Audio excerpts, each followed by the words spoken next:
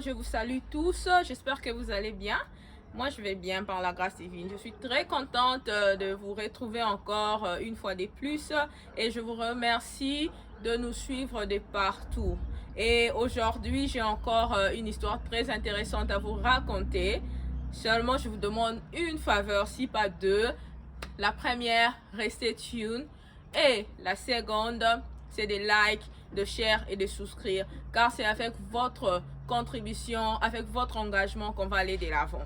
Bon, je ne veux pas trop parler, je vais être brève pour aller sur l'histoire de ce jour.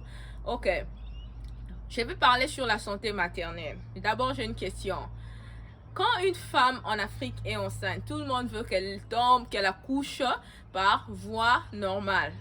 Et si je pose cette question à ceux qui me suivent, et particulièrement aux femmes, comment ça vous fait quand on vous annonce, ou peut-être on annonce qu'une de vos proches, peut-être une de vos sœurs, doit aller accoucher, ou bien aux mamans on dit que non, votre fille doit accoucher par césarienne. On n'aime pas ça. Je suis passée par ça et je sais que chez nous, vraiment en Afrique, c'est un sujet tabou. Quand on est enceinte, on s'attend toujours à un accouchement par voie basse. Malheureusement, ce n'est pas toujours comme ça. On ne doit pas toujours prendre les choses du mauvais côté. On ne doit pas toujours challenge ou refuser la décision que le médecin prend. Parce que deux fois, c'est pour sauver et la maman et l'enfant. Maintenant, pour revenir à notre histoire, il y a une femme qui, pour la première fois, était tombée enceinte. Elle était très contente, très excited. Elle est partie, elle a commencé ses soins prénataux.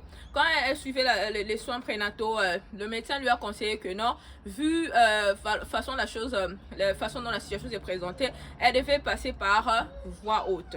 Chez nous, là, en Afrique, vraiment, la voix haute, beaucoup de gens n'aiment pas ça. Souvent, on associe la sorcellerie, on se dit que non, non, non. Mais étant enfant de Dieu, moi, je ne pense pas que c'est un problème d'accoucher par voie césarienne. Parce qu'il y a des femmes qui prient beaucoup, mais elles se sont retrouvées en train d'accoucher par la césarienne. Ça ne diminue pas l'état d'être femme, ça ne changera pas que tu sois moins femme ou quoi. C'est juste une voie par laquelle ton enfant est venu. C'est juste une voie par laquelle ton enfant est venu. Il ne faut pas toujours se dire que non, il faut que j'accouche par voie basse. Parce que en refusant, trop souvent, il y a des complications qui arrivent. Ce qui est malheureusement arrivé, si vous continuez à écouter l'histoire. Cette femme, elle est partie, elle a dit à sa mère, maman, écoute, voilà ce que le médecin me dit, moi, je dois accoucher par césarienne. Elle m'a dit, non, non, non, non, non, moi, quand je vous ai eu, je ne suis jamais passée par la césarienne. Ça, c'est du n'importe quoi. Il faut changer de médecin. Ok, ok.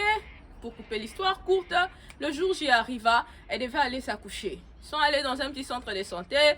Elle a commencé toute une journée à travailler, rien n'arrivait.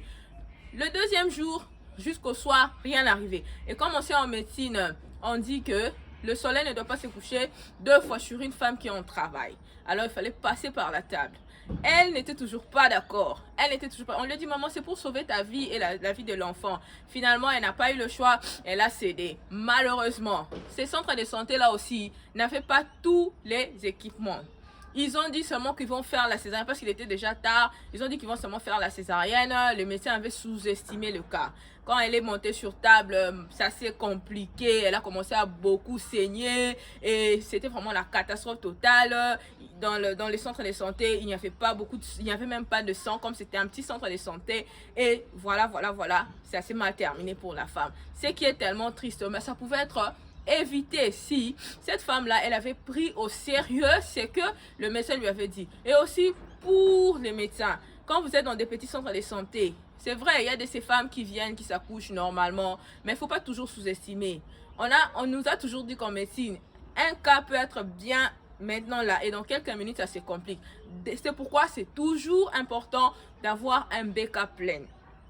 Très important d'avoir un backup plein parce qu'il y a de ces femmes qui dans la joie, elles sont allées accoucher, mais c'est la tristesse après, ce sont des pleurs après, c'est un enfant qui naîtra sans maman. Et moi, je trouve que on peut vraiment diminuer ces histoires-là si on tient compte, on tient compte de ce qu'on nous dit. Parce que si on te dit par exemple que non, tu dois passer par la table et que tu n'es pas d'accord, c'est vrai, tu peux aller chez un médecin, mais aussi le jour de ton accouchement, fais en sorte que tu sois dans un grand hôpital pour éviter qu'il y ait des complications pareilles. Voilà un peu, c'est ce que je voulais vous apporter aujourd'hui.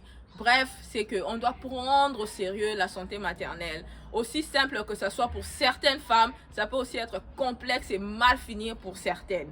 Donc, prenez ça au sérieux, prenez ça au sérieux. Nous vous aimons beaucoup. Nous allons encore revenir à la prochaine avec d'autres histoires, toujours des suggestions pour améliorer notre santé, pour avoir une vie de qualité, pour bien faire les choses. Et restez bien chez vous, que Dieu vous bénisse. Même si aujourd'hui ça n'a pas marché, demain ça va marcher. Il faut toujours garder espoir. Que Dieu vous bénisse. Bye.